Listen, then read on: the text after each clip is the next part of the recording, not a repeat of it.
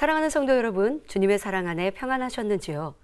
만약 우리의 삶에 주님이 계시지 않는다면 참된 평안을 누릴 수는 없습니다.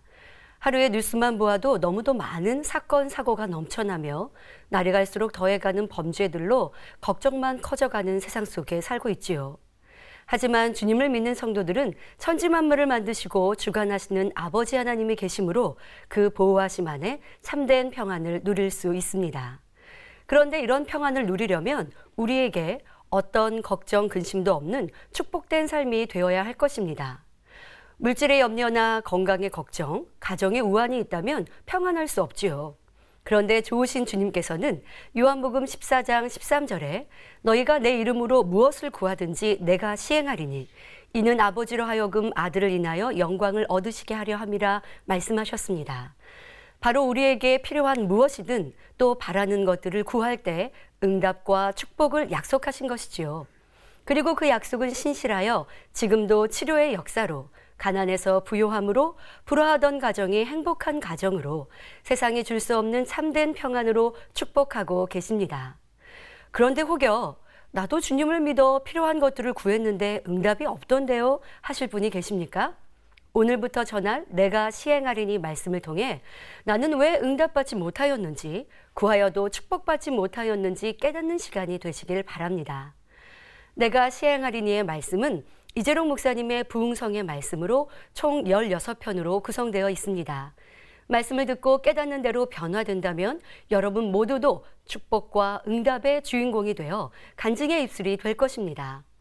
민수기 6장 24절부터 26절에 여호와는 내게 복을 주시고 너를 지키시기를 원하며 여호와는 그 얼굴로 내게 비추사 은혜 베푸시기를 원하며 여호와는 그 얼굴을 내게로 향하여 드사 평강 주시기를 원하노라 하신 대로 축복의 하나님, 응답의 하나님이 바로 여러분, 나의 하나님이 되시길 기원합니다. 오늘은 내가 시행하리니 첫 번째 시간으로 제목은 응답의 하나님입니다.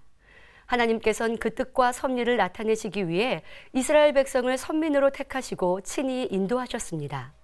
하나님의 사람들을 세워 그 뜻을 가르치시고 이끄시며 하나님 닮은 선의 자녀, 빛의 자녀로 변화되기를 원하셨지요. 그 과정 중에 놀라운 권능으로 이스라엘을 보호하시며 응답과 축복으로 하나님을 나타내 주셨습니다. 그러나 이런 하나님의 역사하심을 보고도 그 뜻대로 순종하지 않고 범죄하며 우상을 섬길 때는 하나님도 지켜주실 수 없었습니다. 빛과 반대인 어둠의 주관자인 원수마귀 사단이 하나님을 떠난 사람들을 주관하기에 공의에 따라 하나님께서도 두고 보실 수밖에 없는 것입니다. 이렇게 진리를 떠나 비진리 가운데 있으니 어려움이 오며 감당할 수 없는 시험환란 중에 놓이게 되지요. 그러나 이럴 때도 사랑의 하나님께서는 우리를 버리신 것이 아니라 회개하며 마음 중심으로 하나님을 구할 때 다시 응답해 주십니다. 바로 애굽에서 400년간 노예 생활을 하던 이스라엘의 소리에 응답하신 것이지요. 심한 고역으로 인하여 고통받던 이스라엘 백성들의 탄식하며 부르짖는 소리가 하나님께 상달되는 장면이 출애굽기 2장 23절에 나옵니다. 이 기도를 들으신 하나님께서는 모세를 그들의 지도자로 세우십니다. 그리고 사람으로 할 수 없는 놀라운 권능의 역사로 이스라엘 백성을 애굽에서 불러내시고 축복의 땅, 구원의 땅인 가나안 땅으로 인도해 가시지요. 그 과정에 오늘 본문 말씀에 나오는 것처럼 홍해도 갈라 건너게 하셨고 적의 손에서 구원해 주시며 적들은 물에 수장시키기도 하셨습니다. 또한 무더운 사막지대인 광야에서 낮에는 구름 기둥으로 춥고 무서운 밤에는 불 기둥으로 지키시고 인도해 주셨지요. 모세를 통해 반석을 쳐 마실 물을 주시고 만나와 메추라기 떼를 보내주시어 배부르게 먹게 하셨습니다. 이외에도 각종 기사와 표적으로 응답의 하나님을 보이시며 그들을 인도해 주셨지요. 이런 권능의 응답의 역사는 출애굽 당시의 이스라엘 백성이나 선민인 그들에게만 국한된 것이 아닙니다. 이스라엘을 선민으로 택하시어 애굽에서 나와 가나안을 향해 가는 여정은 우리가 세상에서 주님을 영접하여 본향집에 이르는 인간 경작의 여정을 내포하고 있는 것입니다. 바로 영적인 이스라엘인 우리 믿는 사람들이 세상 어두움에 속한 생활에서 벗어나 천국에 들어가기까지의 믿음 생활을 의미하지요. 이때 하나님은 우리를 가만히 뒷짐지고 지켜만 보시는 분이 아닙니다. 출애굽한 이스라엘 백성들에게 역사하신 것처럼 하나님께서는 우리와 만나주시고 구하는 것에 구체적으로 응답하심으로 우리에게 참된 평안 속에 천국에 이룰 수 있도록 도와주십니다. 이러한 응답의 하나님을 만난 사람들은 성경 곳곳에 기록되어 있습니다. 도저히 과학, 의학으로서 이해할 수 없는 수많은 역사들을 나타내 주심으로 살아계신 하나님의 전능하심을 보여주십니다. 그 중에 죽은 자를 살려주시는 장면들을 살펴보겠습니다. 구약성경 열왕기하 4장 32절부터 37절에 보면 엘리사 선지자를 통하여 수넴 여인의 죽은 아들을 살려주시는 장면이 구체적으로 나와 있습니다. 엘리사 선지자는 아이의 시체가 눕혀져 있는 방에 들어가 문을 닫고 하나님께 기도하였습니다. 그리고 아이의 위에 엎드려 자기 입을 죽은 아이의 입에, 자기 눈을 그 눈에, 자기 손을 그 손에 대고 그 몸에 엎드리니 아이의 살이 차차 따뜻하더라. 엘리사가 내려서 집안에서 한번 이리저리 다니고 다시 아이 위에 올라 엎드리니 아이가 7번 재채기 하고 눈을 뜨는지라. 이렇게 죽은 아이라 해도 하나님의 권능으로 살려내었지요. 신약에도 보면 예수님께서 죽은 자를 살리시는 장면들이 나옵니다. 그러나 예수님은 엘리사처럼 복잡한 방법을 쓰시지 않고 다만 말씀으로 명하셨습니다. 요한복음 11장에 보면 예수님께서 죽은 나사로를 살리는 장면이 나옵니다. 그 당시 이스라엘에서는 산에 굴을 파서 무덤을 만들고 그곳에 시체를 넣고 입구를 큰 돌로 막아 놓았지요. 예수님께서 이 돌을 먼저 옮겨놓게 하신 후에, 즉 사람의 믿음을 먼저 요구하신 후에 죽은 나사로를 부르셨습니다. 무덤을 향해 나사로야 나오라 하고 큰 소리를 부르니 죽은 지 나흘이나 되어 썩은 냄새가 나는 나사로가 수족을 배로 동이고 얼굴은 수건에 쌓인 채로 걸어 나왔습니다. 이 얼마나 놀라운 일인지요. 또한 누가복음 7장에도 예수님께서 말씀으로 나인성 과부의 아들을 살려주시는 장면이 나옵니다. 이러한 일들을 본 사람들은 두려워하며 하나님께 영광을 돌렸지요. 이 외에도 예수님께서 자신의 하시는 일에 대해서 마태복음 11장 5절에 소경이 보며 안진뱅이가 걸으며 문둥이가 깨끗함을 받으며 귀머거리가 들으며 죽은 자가 살아나며 가난한 자에게 복음이 전파된다고 말씀하셨습니다. 예수님의 행적을 기록한 사도 요한은 요한복음을 마감하면서 요한복음 21장 25절에 예수의 행하신 일이 이 외에도 많으니 만일 낱낱이 기록된다면 이 세상이라도 이 기록된 책을 두기에 부족할 줄 아노라 하였지요. 이런 큰 권능을 행하신 하나님의 아들이신 예수님께서는 예수님만이 이런 일을 행하길 원치 않으셨습니다. 그래서 마태복음 10장 1절을 보면 예수님께서 12 제자들에게 더러운 귀신을 쫓아내며 모든 병과 모든 약한 것을 고치는 권능을 주셨지요. 그러하기에 사도들도 예수 그리스도의 이름으로 하나님의 역사를 베풀 수 있었습니다. 사도행전 3장에 보면 베드로가 태어나면서부터 안진뱅이 된 사람에게 나사렛 예수 그리스도의 이름으로 걸으라 하며 일으키니 그 사람이 힘을 얻고 걷기도 하고 뛰기도 하며 하나님을 찬미했습니다. 사도 바울 또한 삼층 누각 창에 걸터 앉아 밤중까지 계속되는 설교를 듣다가 졸음을 이기지 못해 떨어져 죽은 유두고라 하는 청년을 살려주기도 했습니다. 앞에서 들어드린 예들 이외에도 하나님의 능력으로 펼쳐진 놀라운 일들이 구약과 신약에 걸쳐 많이 기록되어 있습니다. 이렇게 우리는 성경을 통해 분명히 하나님의 전지전능하심을 알 수 있습니다. 그런데 혹여 이런 권능은 구약과 신약, 그 시대에는 일어난 일이 아닌지요? 라고 말씀하실 분이 계십니까? 히브리서 13장 8절에 예수 그리스도는 어제나 오늘이나 영원토록 동일하시니라 하신 말씀처럼 오늘날에도 하나님의 사랑받는 종들과 믿음의 사람들을 통해서 하나님의 역사는 일어나고 있습니다. 요한복음 4장 48절에 예수께서 가라사대 너희는 표적과 기사를 보지 못하면 도무지 믿지 아니하리라 하셨기에 죄로 간영한 이 마지막 때에는 더 놀랍고 큰 권능의 역사가 필요하지요. 그래서 내가 진실로 진실로 너희에게 이르노니 나를 믿는 자는 나의 하는 일을 저도 할 것이요 또한 이보다 큰 것도 하리니 이는 내가 아버지께로 감이니라고 요한복음 14장 12절에 말씀하셨습니다. 그러하기에 사랑의 하나님께서는 깨어 기도하고 하나님의 뜻대로 살며 가르치는 목회자와 교회를 통해 그 뜻을 나타내고 계시지요. 이 시간은 저의 간증을 통해 치료하시고 역사하시는 응답의 하나님을 느껴보시기 바랍니다. 1983년 겨울 제가 9살 때에 있었던 일입니다. 그 당시 우리나라는 겨울 난방을 연탄으로 했던 때였고 그로 인한 사고가 많이 있었습니다. 저 또한 연탄가스 중독으로 죽음 직전에 이르게 되었지요. 저를 포함해 언니 둘과 성도님 한 분도 함께 사고를 당했습니다. 발견되었을 때 저와 언니들은 이미 몸은 굳어 있고 눈은 뒤집히고 입에는 거품을 물고 있었고 사고를 당한 성도님은 호흡까지 끊겨진 상태였습니다.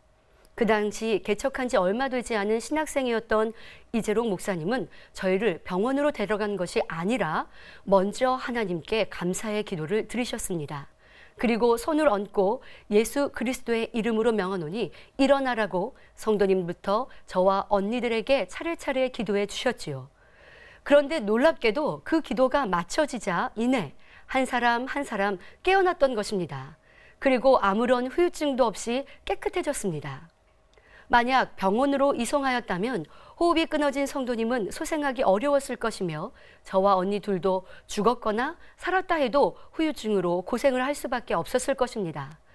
그러나 온전히 하나님을 믿고 그 권능을 의지하여 기도해 주셨기에 저희는 아무 문제도 없이 하나님께 영광 돌릴 수 있었지요. 이렇게 하나님께서는 어떤 가스 중독도 어떤 질병과 사고도 죽음도 문제될 것이 없는 것입니다. 이런 설교를 듣거나 성경을 보면 하나님의 역사를 체험하는 것이 어려운 것이 아닌데 왜 나는 아직 체험하지 못했고 응답받지 못할까 하는 의문이 드시는 분들도 있을 것입니다. 그러면 왜 응답받지 못하는 것일까요? 바로 영적인 믿음이 없어서이지요.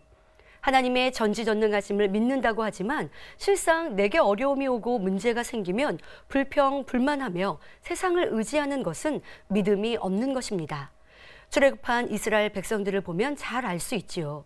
애굽 땅에 열재앙이 임할 때 하나님께서는 이스라엘 백성이 머무는 고센 땅을 지켜주심으로 어떤 재앙도 임하지 않았습니다. 이런 권능의 역사로 출애굽하였던 이스라엘 백성은 얼마나 기쁘고 행복했겠습니까? 그런데 그 기쁨도 잠시 그들 앞엔 홍해 바다가 뒤에는 쫓아오는 애굽 사람들과 바로의 말들, 병거들과 그 마병과 군대가 보입니다. 그러자 이내 백성들의 입은 불평과 원망으로 바뀌지요. 출애굽기 14장 11절에 그들이 또 모세에게 이르되 애굽에 매장지가 없으므로 당신이 우리를 이끌어내어 이 광야에서 죽게 하느뇨 하며 모세를 원망합니다. 그러자 13절에 모세가 백성에게 이르되 너희는 두려워 말고 가만히 서서 여호와께서 오늘날 너희를 위하여 행하시는 구원을 보라 하며 담대히 믿음의 고백을 이루지요. 모세의 믿음으로 하나님의 놀라운 권능이 임하시니 홍해가 갈라져 백성들은 바다 가운데 육지로 걸어 바다를 건너게 되었습니다. 쫓아오던 애굽의 군대는 하나님께서 물을 덮으시니 다시 바다가 되어 그곳에 수장되었지요. 이 일을 본 이스라엘 백성들은 소고치며 춤추며 하나님께 영광을 돌립니다. 그러나 다시 자기의 보기에 어려움이 생기면 또 불평하고 원망하는 일이 계속 반복되지요. 이는 영적인 믿음을 갖지 않았기 때문입니다. 즉, 그들은 자기 생각과 일치하면 믿는 육적인 믿음에 불과하였던 것입니다. 그러나 영적인 믿음은 내 생각, 지식, 이론과 맞아서 믿는 것이 아니라 하나님의 전지전능하심을 그대로 믿기 때문에 순종이 따르는 것입니다. 만일 출애굽한 백성들이 하나님의 뜻을 믿고 순종만 했다면 큰 어려움이 없이 곧장 젖과 꿀이 흐르는 약속의 땅인 가나안에 형통하게 들어갈 수 있었을 것입니다. 그러나 그들은 막상 가나안 땅에 들어가리라 할 때 눈앞의 현실만 보고 하나님의 능력을 믿지 못했습니다. 믿음은 바라는 것들의 실상이요 보지 못하는 것들의 증거인데 눈앞에 닥친 현실을 두려워하며 순종하지 못했던 것입니다. 오늘날도 마찬가지입니다. 자기 생각에 맞춰 하나님 말씀에 순종하지 않기 때문에 응답받지 못하고 형통하지 못한 것입니다. 육신의 생각을 동원하지 않고 믿음으로 아멘, 네 하고 그 말씀에 따라 순종만 하면 응답받고 범사에 형통한 삶을 살 수 있는 것입니다. 사랑하는 성도님들, 그러면 어떤 사람에게 하나님의 응답이 임하는지 성경의 인물을 통해 살펴보도록 하겠습니다. 먼저 아브라함입니다. 앞서 말씀드린 출애굽한 이스라엘 백성들의 믿음과 반대로 아브라함은 변함없이 하나님을 믿는 온전한 믿음이 있었습니다. 그는 하나님의 말씀을 의심하거나 불순종한 것이 없으며 한 번도 변개한 적도 없었습니다. 죽은 자도 살려주실 수 있는 전지전능한 하나님을 믿었기 때문에 독자 이삭을 번제로 바치라 하셨을 때도 순종할 수 있었지요. 이에 하나님께서는 그를 믿음의 조상으로 세우시고 넘치는 축복을 주셨습니다. 그런데 자기 생각에 맞지 않으면 의심하고 원만 불평하는 사람들이 많이 있지요. 이런 사람들은 야고보서 1장 6절부터 8절에 오직 믿음으로 구하고 조금도 의심하지 말라. 의심하는 자는 마치 바람에 밀려 요동하는 바다 물결 같으니 이런 사람은 무엇이든지 주께 얻기를 생각하지 말라. 두 마음을 품어 모든 일에 정함이 없는 자로다 하신 말씀처럼 두 마음을 품은 사람으로서 응답받을 수 없습니다. 바람에 따라 이리저리 흔들리는 물결처럼 믿었다가 의심했다가 하는 간사한 마음, 정함이 없는 마음을 가진 사람은 응답받을 수 없다는 것입니다. 그러니 자신의 마음과 생각에 있는 의심과 불평, 원망 등 두 마음이 있음을 찾아내어 회개하여 버리시길 바랍니다.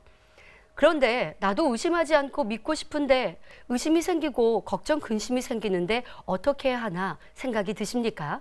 간단히 설명하면 마음에 있는 비진리와 악의 모양이 있으면 사단을 통해 의심을 가져다주며 영적인 믿음을 갖지 못하게 합니다. 그러니 신속히 악은 모양이라도 버려 하나님을 온전히 믿어드린 아브라함 같은 믿음을 소유하셔서 구하는 것마다 응답받아 영광 돌리는 성도님들이 되시길 바랍니다. 다음으로 다윗은 하나님 앞에 합한 중심이었기에 응답받을 수 있었습니다. 이스라엘이 적국 블레셋 군대와 대치할 때 블레셋의 장수 골리앗이 나와서 싸움을 도두고 있었습니다. 그는 키가 3m 가까이 되는 거인에다 노수로 머리끝부터 발끝까지 완전 무장을 하고 있었습니다. 이런 용사가 40일간이나 아침 저녁으로 이스라엘 군대를 모독하였지만 누구 하나 감히 나서지를 못하였지요. 그때 소년이었던 다윗은 아버지의 심부름으로 형들을 보러 왔다가 이러한 상황을 알게 되었습니다. 다윗은 이 전쟁에 군인으로 참가한 것도 아니고 들에서 양떼를 치고 있는 목동에 불과했지만 이방인이 하나님의 군대를 모독하는 것을 참을 수가 없어 사울 왕에게 자신이 나서겠다고 합니다.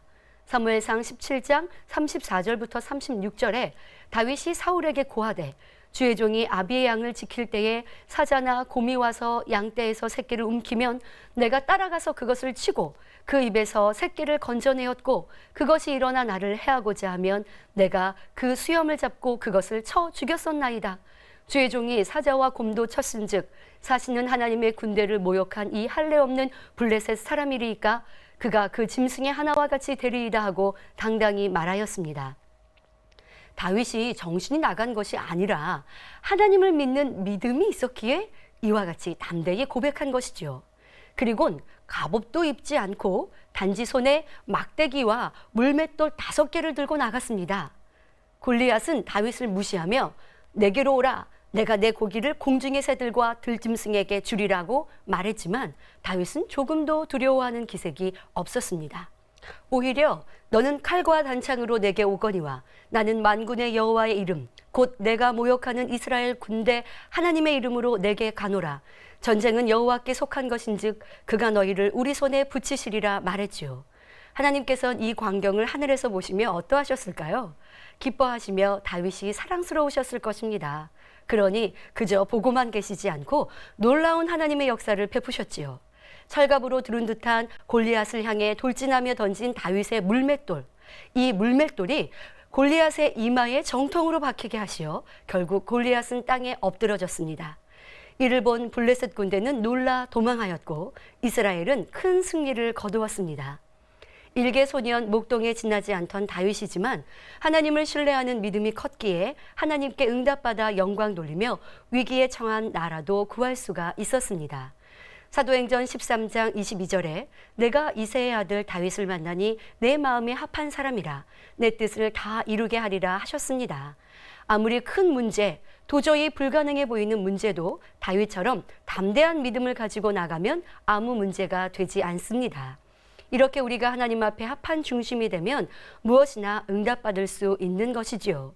또한 하나님의 응답은 기도하는 사람에게 임합니다. 아합 왕과 이스라엘 백성의 우상 숭배로 나라에 3년 반 동안 극심한 가뭄이 들었을 때 엘리야는 땅에 꿇어 엎드려 그 얼굴이 무릎 사이에 들어갈 정도로 간절히 하나님께 기도하여 큰 비의 응답을 받았습니다. 뿐만 아니라 우상을 물리치고 백성들이 하나님께로 돌아오는 응답도 받았지요. 야곱 역시 야복 강가에서 환도뼈가 부러지기까지 밤새도록 하나님의 사자와 씨름하며 기도하였습니다. 그러자 그를 죽이려고 400명의 사람을 거느리고 오던 형 에서의 마음을 하나님께서 주관해 주셨습니다. 이에 서로 부둥켜 안고 울며 화해하였고 온 가족의 생명을 보존할 수 있었지요. 생명의 위협을 무릅쓰고 금식 기도를 했던 에스더는 하나님으로부터 민족을 구원하는 응답을 받았습니다. 이렇게 감당하기 어려운 문제 앞에서도 그것을 하나님 앞에 믿음으로 맡기고 기도하며 그에 합한 행함을 하면 하나님께서 응답의 길로 역사해 주십니다. 또 솔로몬은 하나님께 1,000번째의 제사를 드림으로 많은 응답을 받았습니다. 하나님께서는 솔로몬이 구한 지혜뿐 아니라 구하지 않은 부귀영화까지 넘치도록 주셨습니다. 구약의 제사는 오늘날의 예배를 의미합니다. 그러므로 우리도 하나님을 사랑하며 신령과 진정으로 예배 드릴 때 하나님께서 주시는 응답과 축복을 받을 수 있습니다. 또한 하나님을 경외하며 선을 행한 사람에게 응답이 임합니다. 바로 이방인이었던 백부장 고넬료였지요. 사도행전 10장 2절에 그가 경건하여 온 집으로 더불어 하나님을 경외하며 백성을 많이 구제하고 하나님께 항상 기도하더니 했습니다. 이러한 고넬료의 기도와 구제가 하나님께 상달되어 기억하신 바 되니 베드로를 보내 고넬료는 물론 그 자리에 함께한 일가 친척, 친구들까지도 성령을 받고 방언의 은사까지 받을 수 있었습니다. 또한 요바에 살던 다비다라 하는 여제자도 평상시 행하던 선행으로 죽음에서 다시 살아난 큰 축복을 받을 수 있었습니다. 이렇게 하나님을 경외하여 선을 행하며 구제한 모든 것이 하나님의 기억된 바 되어 응답과 축복을 받게 되는 것입니다. 또 응답과 축복을 받으려면 하나님께서 기뻐하시는 마음 중심을 이루어야 합니다. 그러면 어떤 마음 중심을 가진 사람들이 신속히 하나님을 만나 놀라운 축복을 받았는지 살펴보도록 하겠습니다. 먼저 요셉은 상대의 허물을 알리거나 해를 끼치려는 마음이 없는 선한 마음 중심이었습니다. 요셉은 마리아와 정혼한 사이였습니다. 그런데 결혼하기도 전에 마리아가 잉태했다는 사실을 알게 되었습니다. 당시 구약의 율법에 의하면 가늠한 여인은 돌로 쳐 죽이도록 되어 있었습니다. 그러나 마태복음 1장 19절에 그 남편 요셉은 의로운 사람이라 저를 드러내지 아니하고 가만히 끊고자만 하였습니다. 요셉은 마리아를 위해서 끝까지 선을 베풀었던 것입니다. 바로 이런 착한 의로운 마음이 있었기에 주의 사자가 꿈에 나타나 내 아내 마리아 데려오기를 무서워 말라. 저에게 잉태된 자는 성령으로 된 것이라 가르쳐 주셨습니다. 이렇게 선한 마음을 가졌던 요셉이었기에 메시아이신 예수님의 육의 아버지가 되는 놀라운 축복을 받았던 것입니다. 또 마리아는 육신의 생각을 동원하지 않고 순종할 수 있는 마음 중심이었습니다. 가브리엘 천사가 마리아에게 나타나 누가복음 1장 31절부터 32절에 내가 수태하여 아들을 낳으리니 그 이름을 예수라 하라. 저가 큰 자가 되고 지극히 높으신 이의 아들이라 일컬을 것이요 하며 하나님의 뜻을 전합니다. 또한 천사가 하나님의 모든 말씀은 능치 못하심이 없음을 알려주자 사내를 알지 못함에도 불구하고 그 말을 그대로 믿었습니다. 그래서 주의 계집종이오니 말씀대로 내게 이루어지이다라고 고백하였지요. 마리아는 하나님을 신뢰하였기에 자신의 안위를 생각하여 두려워하거나 염려하지 않고 오히려 기쁨으로 순종할 수 있었던 것입니다. 우리도 마리아 같은 마음을 만들면 큰 응답을 받을 수 있는 것입니다. 뿐만 아니라 세례 요한의 부모인 사가랴와 엘리사벳은 모든 계명과 규례대로 흠없이 행하는 마음 중심이었기에 응답을 받았습니다. 그들은 하나님 앞에 의인이니 주의 모든 계명과 규례대로 흠이 없이 행하였다 말씀하신 대로 그 기도와 간구가 하나님 앞에 상달되었지요. 결국 자식이 없었던 두 사람은 주님의 길을 예배하는 사명을 가진 세례 요한을 낳는 큰 축복을 누릴 수가 있었습니다. 이처럼 우리도 의인이 되면 그 기도가 하나님께 상달되어 응답받을 수 있습니다. 또한 한나는 하나님께 드린 서운 기도를 변개함 없이 지키는 마음 중심이었습니다. 얼마나 아들을 얻고 싶었는지 통곡하며 기도하던 한나는 하나님 앞에 만약 하나님께서 아들을 주신다면 그 아들을 하나님께 드리겠다고 서원하였지요. 이에 하나님께서 기도의 응답으로 아들을 주셨습니다. 그러자 한나는 하나님께 약속한 대로 아이의 젖을 떼자 곧 그를 엘리 제사장에게 데리고 가서 하나님의 종으로 드렸습니다. 한나의 중심이 이러했기에 하나님께서도 그 기도에 응답해 주셨던 것이지요. 또한 서원을 갚았기에 하나님께서 축복해 주셔서 그 이후로 세 아들과 두 딸을 더 낳을 수 있었습니다. 뿐만 아니라 그가 들인 아들 사무엘은 이스라엘의 대선지자가 되었지요. 그러므로 우리 역시 하나님과의 약속을 지킬 수 있는 사람들이 되면 하나님께서는 놀라운 축복으로 함께해 주실 것입니다. 사랑하는 성도 여러분, 이제 어떤 마음, 어떤 중심으로 나아가야 하나님을 만날 수 있는지 분명히 알았을 것입니다. 하나님께서는 천지 만물을 지으시고 인류 역사와 우리의 생사와 복을 주관하시는 분이시기에 하나님을 만나기만 하면 어떤 문제든 다 해결받을 수 있습니다. 좋으신 하나님, 능치 못할 것이 없으신 하나님을 만나기만 하면 그 자체가 큰 축복이지요. 그러나 하나님을 만나는 데에도 그 길과 방법이 있다 말씀드렸습니다.